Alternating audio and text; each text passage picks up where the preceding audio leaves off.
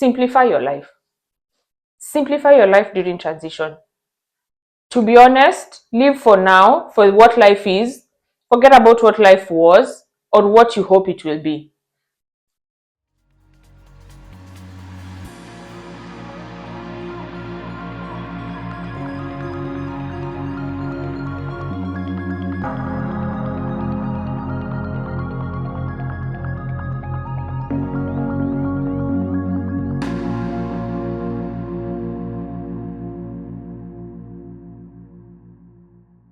After our first move, one of the things I realized is that relocation is not just about moving from one place to another.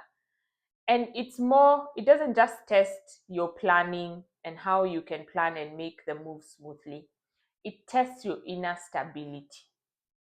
There are few things I'm doing differently this time and intentionally so that our move is more calmer and more exciting and we settle smoother. And I'm going to share some of them in case you're going through a similar transition or through a similar season. The first thing I've learned, relocation is more emotional and less practical. The first time we moved, Nelson was living in the UK, we were living in Kenya.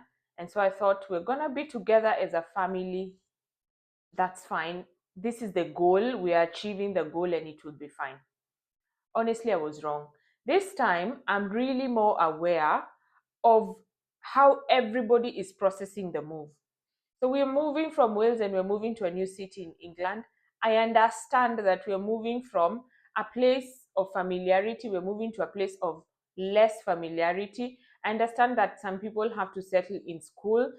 Nelson is going through a transition of his own in a new job, in a new role. I'm going through my own transition. We're trying to make this home. We're trying to find a new community, to find new friends. So everybody is processing the change differently.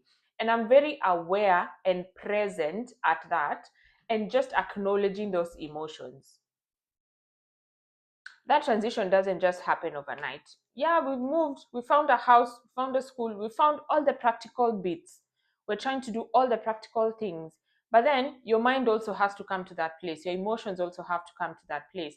And everyone is processing them differently. So this time I'm really more aware of what's happening around and how everybody is processing it. I had to leave my former job to be able to make this transition. And to be honest, I'm glad I did because it's given me the time and the space to be able to transition without having the additional stress of another job. As much as I'm actively looking for a job, it's given me that space to be able to transition well. And that brings me to my second point, preparation. It's not just about packing, there has to be more preparation than that. So for me, preparation for this started, I think, more than 6 months ago. You have to prepare your mind. You have to prepare spiritually. Honestly, you have to spend time in prayer. If you're a person of prayer, you have to spend time praying for the transition you're about to make, for the place you're about to go, for the plans you're making, so that you commit them to God. You have to prepare yourself mentally. You have to prepare yourself mentally to the new life and the new changes in the place that you're going to be. As much as you can visit the place, but then you also have to come to the place of accepting. And if you have little ones, you also have to prepare them. You also have to make them understand that they're going to leave their friends behind, they're going to miss their friends. You have to prepare for that. And you have to prepare for the big emotions, big and small emotions that come with that. One of the things I'm very aware of, like I said, is how everybody is processing it. And I'm very forbearant in this time and understanding more than I would normally of Nelson and Olivia, because I understand we are all processing a lot.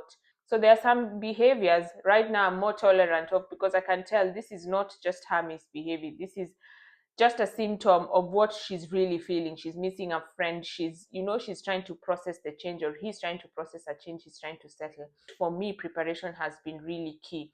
Just being able to accept that I'm making this transition and we're gonna make it, and having my mind in that place.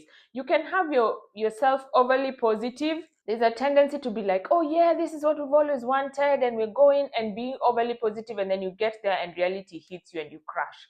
But then there's also the other side of, oh, I have to make this move and I didn't want and I didn't think it would be this soon, because sometimes things happen and it's not really according to how you had planned. Oh, and I didn't think it would be this soon and it would be this, and you're all grumpy and you're all complaining through all of it. It's not going to be a pleasant transition. So just accept it in your mind that this is a season, it's a transition, and it will be a transition for some time, and then you have to move on to the next place. Especially if you're living abroad or you're living abroad, across borders, or your life involves moving, that's something you have to accept, in your mind, that you have to keep moving. I like what one of our neighbors told, my daughter when we were moving. She told her, I know you're concerned about going to a new school and making new friends and starting over, but you know what, when I was small, I went to many schools as well. So I know what you're feeling, but that has turned out to be that I know many people in many different places. Just look at that reframing. I'd never thought about it like that. But then it's just accepting that's where you are, preparing yourself, but then also looking at the long term and accepting that preparing yourself for that transition, very important. Just take time as yourself to accept, to process it, to look at practically and pragmatically what that life would look like, and accept it before you make the move. The other thing is children process these moves differently. Our first move, Olivia could care less. She understood what was happening, but really she could care less. She was all happy and excited to move to the next place. This second move, she is excited, but she's very aware of what she's leaving behind. So there are so many emotional goodbyes back home and to her friends and to our neighbors. And there was a lot of emotional transition when we were coming here, and I could see she didn't sleep well. So the process changed differently. Nelson is also processing his change differently. I'm processing it differently, but I think I'm processing it better than I processed it the first time. And one thing I found to be of really support is a third party who's not really involved in the move supporting you. So your friends, your family, if they're close, mine are far away, but really they've been very helpful. Every night my mom calls and she's not even concerned about me. She'll call and she'll talk to Olivia and she'll ask her about school. And she's able to pick things that I may not pick, things I may just skim over. She's able to tell if she's settling or she's not. So any red flags, she'd be able to pick them. She also checks on Nelson, then she checks on me a very little bit.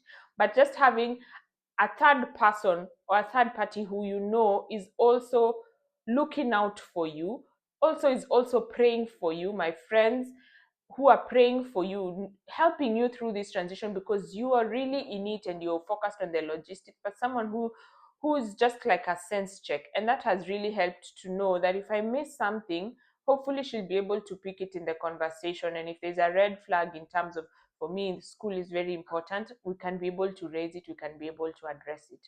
So just find that safe space or safe person who can help you guys through that transition. This one has been one of my biggest lessons. Simplify your life.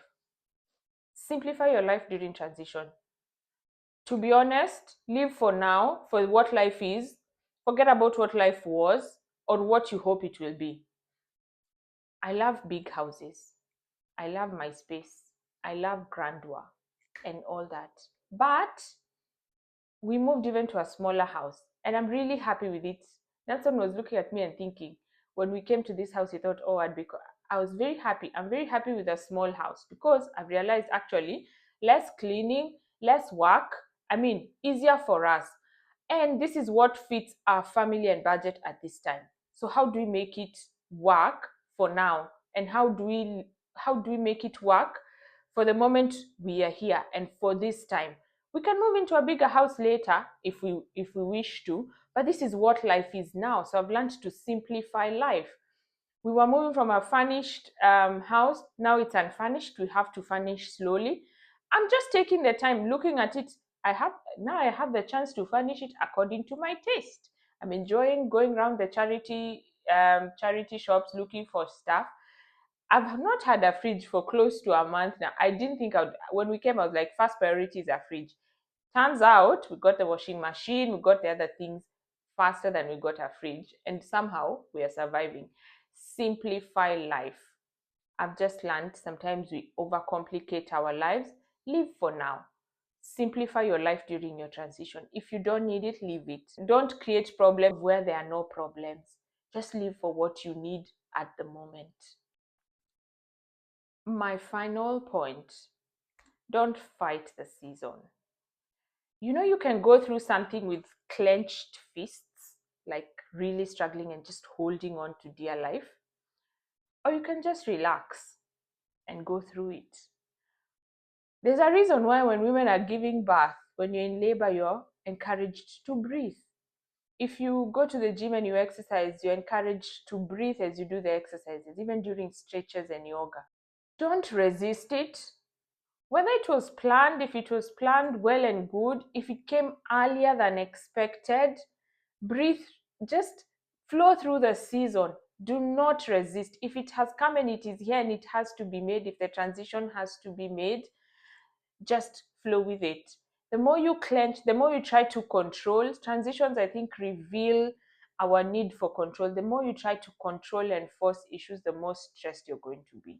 So just breathe, go through the season. It's a season, it will end, and then you can do whatever, you can continue with your plans and you can replan and restart it. But the way of life is, it will always surprise us, and sometimes you just need to breathe through the season. So release the pressure. And finally, just on a practical note, is little things like making sure everybody is well fed, everyone is having a balanced meal, everyone is taking their supplements, movements, trying to bring the house back to routine and normalcy. There's a tendency to always take takeaway. I don't find that food very wholesome and healthy. So where you can, and I'm really trying myself to also like prepare wholesome foods, wholesome nutrition, so that we all get through this and our bodies are nourished, and we're all happy. So here we are in a new city. We're in Chester. I talked about where we used to live. I talked about Aberystwyth in a previous video. If you haven't watched it, go and see if you'd consider a life in rural Wales. I don't know what the city holds for us. I'm sure we will settle how long we will be here. For whatever length of time we will be here, we will somehow make a home of it. So if you're in a similar transition, just release the pressure and breathe through the season. Enjoy the season of transition. Let me know in the comments what has helped you to transition, any practical notes, anything you have learned during your moves and your transition. If you're living in and around Chester and you'd like to meet up, send me an email. My email is in my bio. And we can see, maybe we can go for a walk. I understand they're very really nice nature places to go around here. So that would be really nice to see you and to meet you. But yeah, thank you for watching. If this video helped you, please share it with someone. Yeah, like, subscribe if you haven't, and let's meet at the next one as we continue to make this home, and I'm sure we'll have more to talk about.